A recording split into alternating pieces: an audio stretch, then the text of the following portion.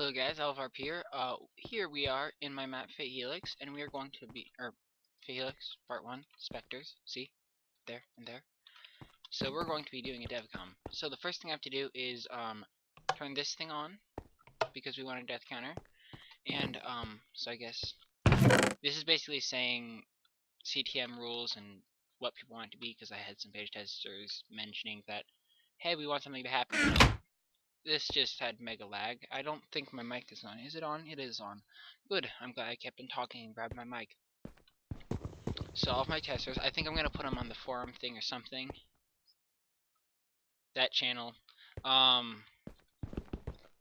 yeah. So that thing might actually grow if they say, hey, put something else on it. But for now, that's what it is. We have to change our controls. Because sprint... No, we don't want it to be caps. Left shift. Good. Whoop. But yeah. We're going to also kill ourselves so we get food. You're completely allowed to do this. That's half the reason I put this here. There's text at the bottom, but you're going to have to figure out what it says later. And it's not clever at all, so you're wasting your time. But we can totally change the amount of data class 5 flops I've had. I can change the way this game works. But yeah, just little stuff. It's on the storytelling, which is kind of a bit odd, but it works out for the next few maps. So here's the start. When I designed this area, this was before I had really any idea of how block radiation and stuff like that, the ideas behind it, so it was basically me thinking, I wonder if this looks cool, and I kind of liked how these didn't contrast too much, but at the same time still looked pretty cool, and so I went for that design, and I think it works very well. This is actually, aesthetically, this is one of my favorite areas. And then also these things. This was actually this is based off of the first item I made when I was testing out the new MBT things. And by MBT things, I mean the different tags. So actually, there's later in the game, it's kind of a really cool gameplay element. I think you get these little diamond ones that do the same thing. They're very fun, but very hard to control. I've kind of got an advantage on this with controlling those kind of things over all the other testers. Because I just used them for so long, while just testing random sections of the map, and even just using them in creative mode so I can fly around a bit faster. So the start, I didn't want to be too tedious, but at the same time I didn't want to just give the player everything right off the get-go, but I still don't want them to face too many mobs. So you've got this little area is the result. There's obviously not anything here yet, but there sometimes is, sometimes isn't. So that's all. It is really just a little middle section. But again, nothing too rough. Sometimes there'll be a creeper too, but this step weapon right here, I'm actually thinking about nerfing it, just because I personally think it's a bit OP. You can, I think, 2 or 3 shot zombies, and it's very strong.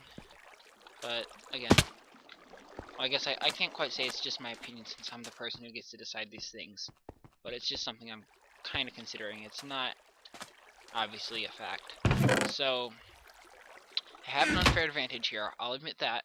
I know where every single spawner is, at least in this area. There's some actually way outside, but we're going to imagine that those don't exist because they really don't matter. So you're going to see just how obvious all this is now. So I can basically handle giant mobs, which is why I made this area really diverse. So it's actually a bit of a challenge even when you can move 10 times as fast as everything else. But if you're decent at parkour and have good mobility, the first area is stupidly easy. I had some testers complaining about it, some of them not complaining about it. So, but I haven't had too many problems. I don't feel that bad when, I don't know. I think it's just a bit less strategic than most other CTM areas are. So all of a sudden, when it's counting more on reflexes than other ones, that might be it. But I'm really not sure, to be honest. I'm just guessing. So there's the second spawner. So the other thing I was worried about is originally the entire map was max spawn. You'll see another area. This is one of my favorite solutions for the max spawn problem that I've found. That was amazing. Okay. Oh, I forgot that chest existed. So, let's actually take a little tour. I've walked around here. I guess we'll just shoot you off. I hate wasting arrows early, but I got no choice. So, you can kind of see the entire area here. It's a path on here. Follow the glowstone. It sort of leads you around. You can also cut through the water if you want to. There are many disadvantages to doing that, but I'll let you decide if you want to take that strategy or not. The initial strategy I had was actually to make this kind of almost a void area, and so you'd be running around these pathways. And there was also a plot excuse that I'm not going to bother explaining to you because it's not important, because you can kind of get away with this stuff without making a plot excuse, because it's a map. So I didn't bother making that thing. I think we're just going to skip over the areas. All I really give out is just generic gear, but it's not super important. You're not going to be screwed if you even just skip the entire area. That doesn't mean it's not a good idea to play through the entire area. You still get gear, which makes the next section especially a lot easier. You'll see the next area. You want to have some insurance. Yeah, 3-shotting. So get out of my life, and then we kill you. Nice. You should be dead next hit. So this is not as good against creepers. If you can't tell that based on the fact that I'm not killing the creeper instead of killing the creeper.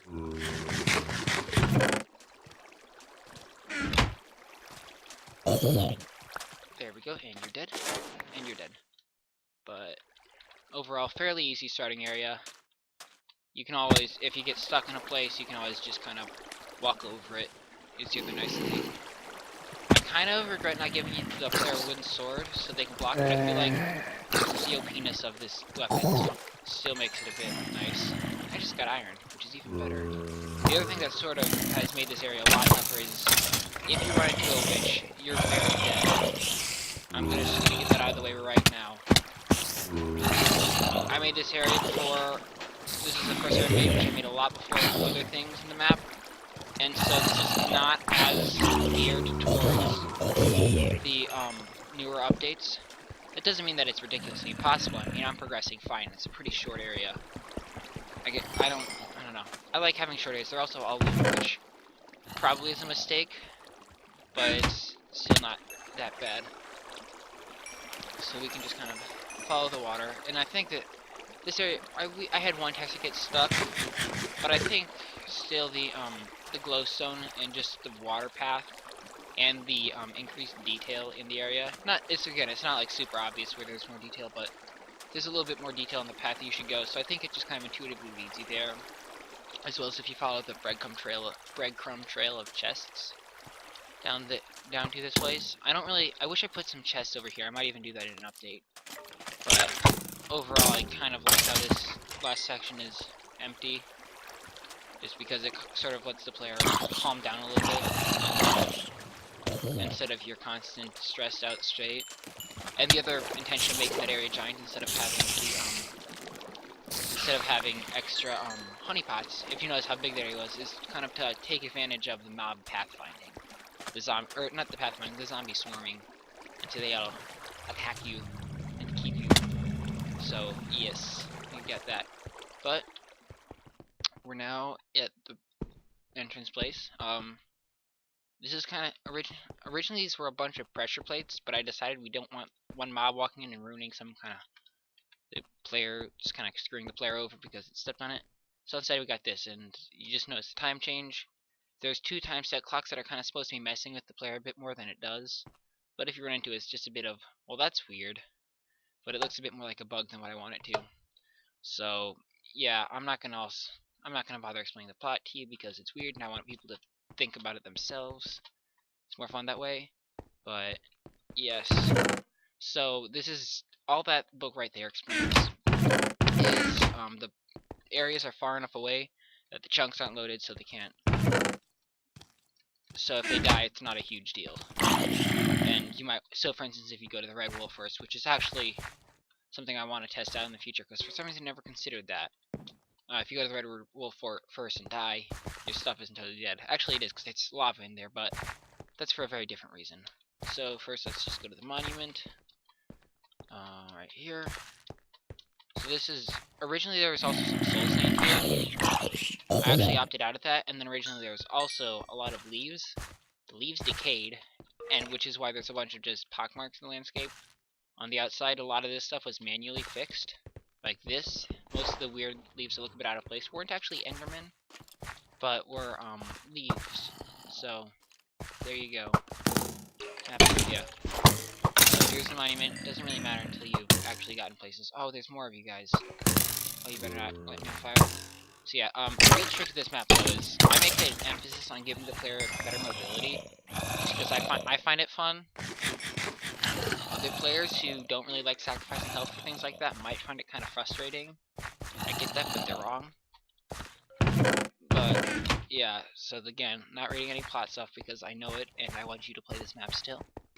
But I'm gonna try to go not necessarily area by area, but once I beat the area, the episode is over.